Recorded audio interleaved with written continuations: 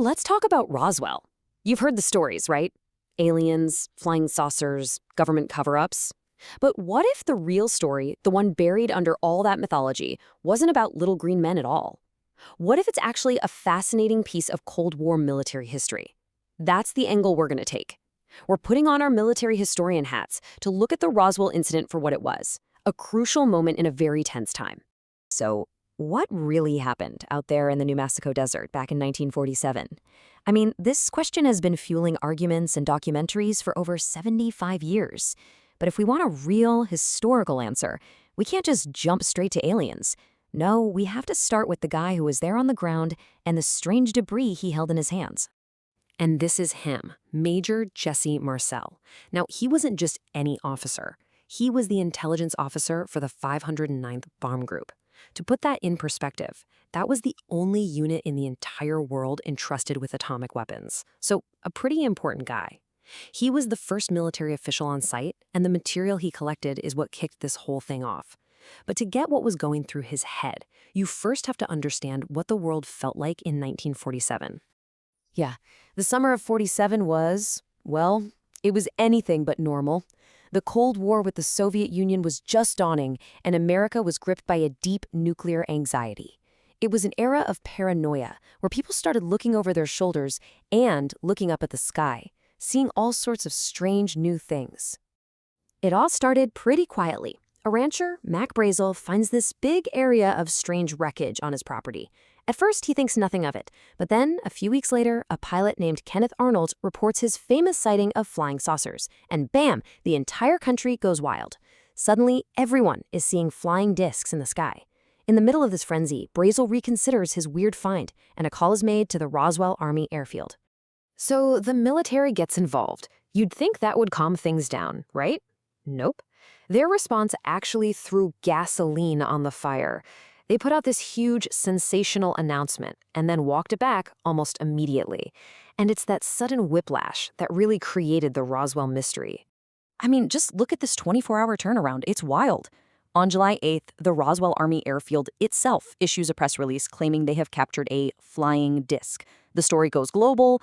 Then, the very next day, the official line does a complete 180. Oh, never mind, folks, it was just a common weather balloon. But the man who actually found the stuff, Mac Brazel, was quoted saying he was certain it was no weather balloon he'd ever seen. So you have this massive contradiction, the military story versus the eyewitness account. That created a vacuum. And for decades, that vacuum was filled with speculation. So, if it wasn't a flying saucer and it wasn't just a weather balloon, what was it? Well, it took decades, but declassified Air Force files finally gave us the answer. The secret wasn't from outer space. It came from a top-secret military operation born out of pure Cold War fear. A project so classified that even the base intelligence officer at Roswell knew absolutely nothing about it. This was Project Mogul. See, the Soviet Union was a total black box, and the US was desperate to know if they were developing their own atomic bomb. The theory was that these high-altitude balloons, carrying incredibly sensitive microphones, could drift over Europe and literally listen for the sound waves of a distant nuclear explosion. It was cutting-edge, high-stakes, and totally top-secret.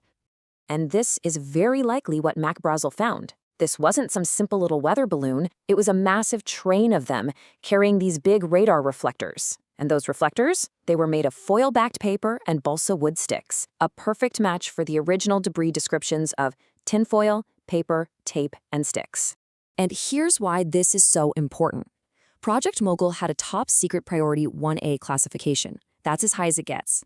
When this wreckage was brought to Roswell, Major Marcel didn't have the clearance to know what it was, but his superiors, they would have recognized it instantly and had a collective heart attack.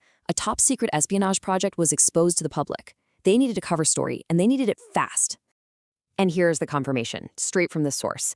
This is a quote from Brigadier General Thomas Dubose, who was there in 1947.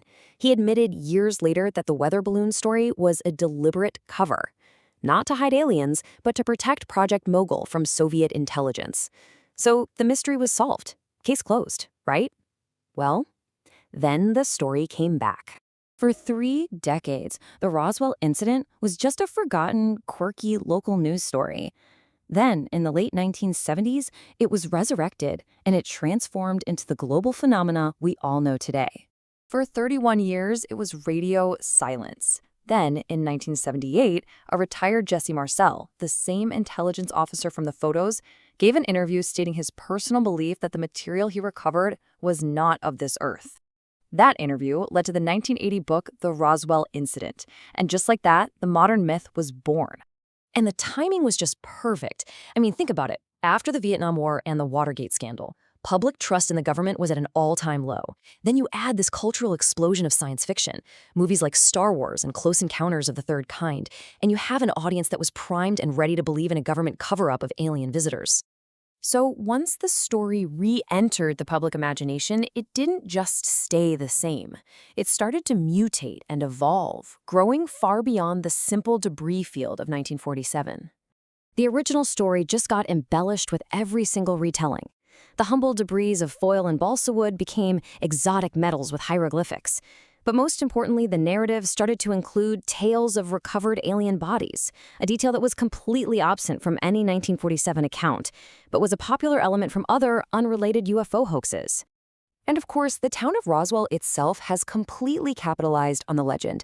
The incident has become its core identity and a massive tourism driver, with museums, festivals, and even alien-themed businesses. The myth has become way more profitable than the actual history ever was. Now, as the myth grew, other pieces of evidence were often pulled in and incorrectly linked to the 1947 incident. One of the most famous examples is a declassified FBI document known as the Guy Hoddle Memo. When this memo became public, a lot of people claimed it was the smoking gun for Roswell, but a quick look at the facts shows otherwise. It's dated 1950, 3 years too late.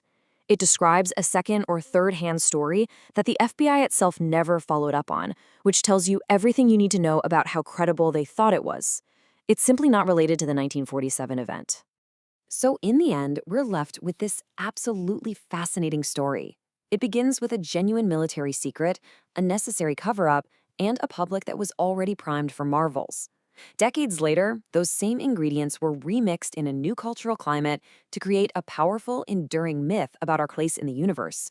It just goes to show you that sometimes the stories we tell ourselves can become way more powerful than the history they're based on.